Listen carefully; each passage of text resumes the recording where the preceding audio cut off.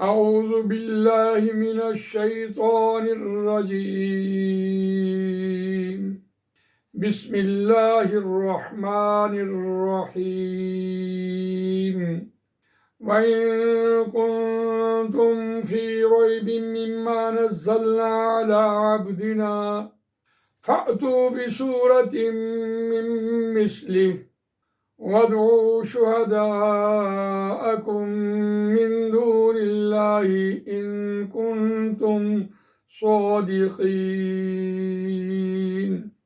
آمنت بالله صدق الله العظيم رب اشرح لي صدري ويسر لي أمري واحلل عقدة من لساني يفقهوا قولي اللهم أرنا الحق حقا وارزقنا اتباعه وأرنا الباطل باطلا وارزقنا اجتنابه آمین یا رب العالمین۔ دوستوں اور بزرگوں، سورہ بقرہ آیت نمبر 23 آپ کے سامنے تلاوت کی ہے، اور آج ہمارے پیش نظر من دون اللہ پہ بات کرنی ہے۔ آیت کا روان ترجمہ سنتے ہیں۔ وَإِن كُنتُمْ فِي رَيْبٍ مِّمَّا نَزَّلْنَا عَلَىٰ عَبْدِنَا، اور اگر تم ہو فی ریب مما نزلنا علی عبدنا، اس میں، ریب میں، شک میں، مما نزلنا جو ہم نے نازل کیا، یعنی قرآن مجید، علی عبدنا اپنے بندے پر، فأتوا بسورۃ من مثلہ، بس لے آؤ کوئی سی ایک صورت، من مثلہ اس جیسی، وادعوا شہداءکم، اور بلا لو اپنے گواہوں کو، من دون اللہ، اللہ کو چھوڑ کر، ان کنتم صادقین، اگر تم ہو اپنے دعوے میں سچے۔ اب یہ دعوت دی جا رہی تھی مشرکین مکہ کو، یا ایھا الناس اعبدوا ربکم الذی خلقکم والذین من قبلکم لعلکم تتقون، بندگی رب کی دعوت دی جا رہی تھی۔ اور پھر آیات آفاقی سے الذی جعل لکم الارض فراشا والسماء بناء وانزل من السماء ماء فاخرج به من الثمرات رزقا لکم فلا تجعلوا للہ اندادا وانتم تعلمون۔ پھر اپنے کلام سے کہ یہ میرا کلام ہے، تم اپنے آپ کو عربی دان کہتے ہو، باقی سارے جہان کو اجمی کہتے ہو، تو یہ قرآن مجید بھی عربی زبان میں نازل ہوا، تو اس کے مقابلے میں کوئی سی ایک صورت لا کے دکھاؤ اگر تم اس بات کے شک میں ہو۔ ریب کہتے ہیں عملی طور پر شک کرنا، اور اگر عملی طور پر قرآن مجید کے حوالے سے کہ یہ اللہ کا کلام نہیں ہے تمہیں شک ہے، تو کوئی ایک سی صورت بنا کے دکھا دو۔ اس پر انہوں نے محنت بھی کی، کوشش بھی کی، لیکن وہ ناکام رہے۔ ایک واقعہ ملتا ہے کہ جب سورہ نصر نازل ہوئی، اِنَّا أَعْطَيْنَاكَ الْكَوْثَرَ فَصَلِّ لِرَبِّكَ وَانْحَرْ إِنَّ شَانِئَكَ هُوَ الْأَبْتَرُ، تو کسی ایک شخص نے، ایک شاعر جس کا شعر مکے کے دروازے کے اوپر لٹکا رہتا اور اس کو رائلٹی ملتی رہتی، یہ سورت ڈالی 3 آیات کی کہ چوتھا مصرع اس کے ساتھ ملاؤ، تو اس نے آگے لکھ دیا ما ھذا قول البشر، یہ کسی بشر کا کلام نہیں ہے۔ اس درجے تک وہ عربی زبان کو جانتے تھے، عربی دان تھے، اور قرآن مجید نے اس پر یہ دعویٰ کیا کہ کوئی ایک سی صورت بنا کے دکھاؤ، اور ساتھ ہی کہا وَادْعُوا شُهَدَاءَکُم، بلا لو اپنے گواہوں کو جو تمہارے معبودان ہیں، جن کی تم بندگی کرتے ہو، عبادت کرتے ہو، اپنے بتوں کو بلا لو۔ من دون اللہ، عام طور پر ہم اس کا ترجمہ سنتے ہیں اللہ تعالیٰ کے سوا، اللہ تعالیٰ کے علاوہ، ہم یہ ترجمہ سن رہے ہوتے ہیں، لیکن حقیقت میں اللہ کی ذات من دون اللہ کے سے مراد یہ ہے کہ مجھے نہیں بلانا، مجھے چھوڑ دو، اور تم اپنے گواہوں کو بلا کے دکھاؤ، ان کنتم صادقین، اگر تم اس دعوے میں سچے ہو۔ تو اس پر اللہ تعالیٰ نے جو یہ بات کہی کہ مجھے نہیں بلانا، کام تو یقیناً سارے اللہ ہی کرتا ہے، اور تم ان کو بتوں کے ساتھ منسوب کر لیتے ہو، یہ بڑی خطرناک بات ہے۔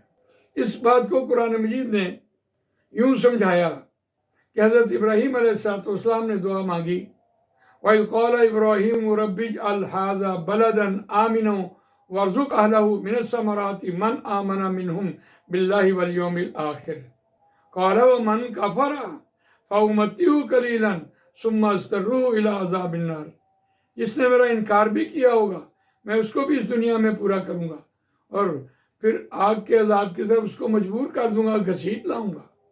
اللہ کہتا ہے میں رحیم ہوں، کوئی میرا نام تو لے۔ جیسے ہم کہتے ہیں اعوذ باللہ من الشیطان الرجیم بسم اللہ الرحمن الرحیم، تو رحمان اور رحیم اللہ کی صفات ہیں۔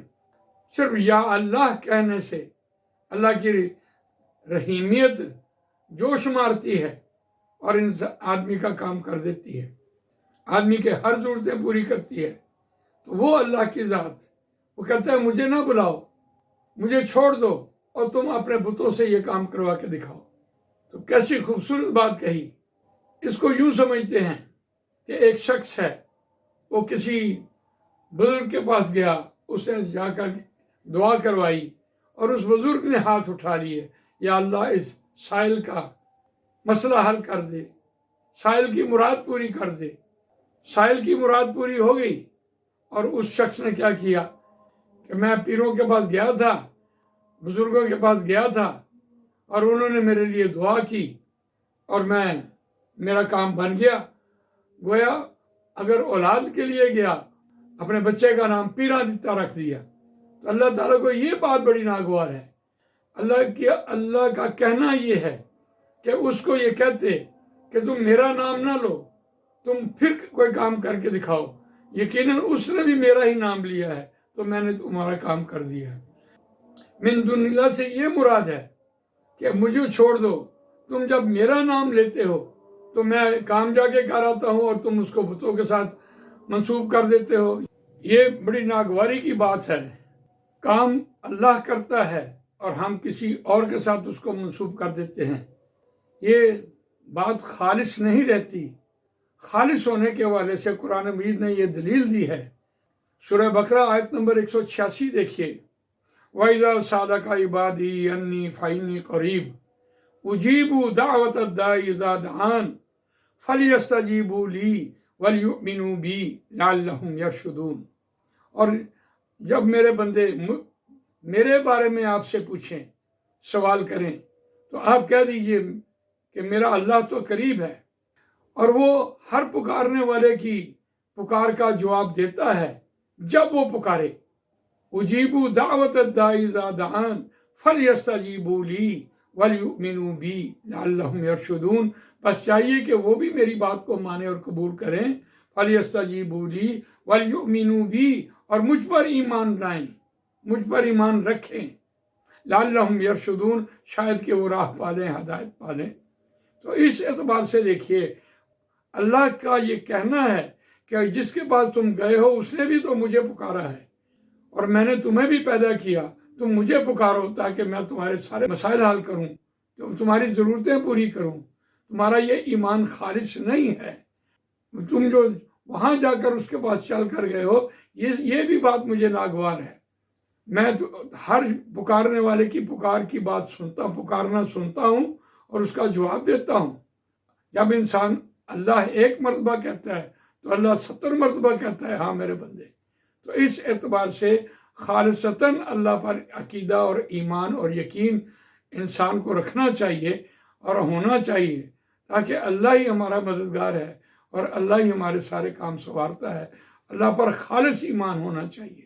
تو اللہ تعالیٰ مجھے آپ کو قرآن مجید پڑھنے، سمجھنے، اس پر عمل کرنے، اس کو دوسروں تک پہنچانے کی توفیق عطا فرمائے۔ سبحانک اللہم و بحمدک، نشہد ان لا الہ الا انت، نستغفرک ونتوب الیک۔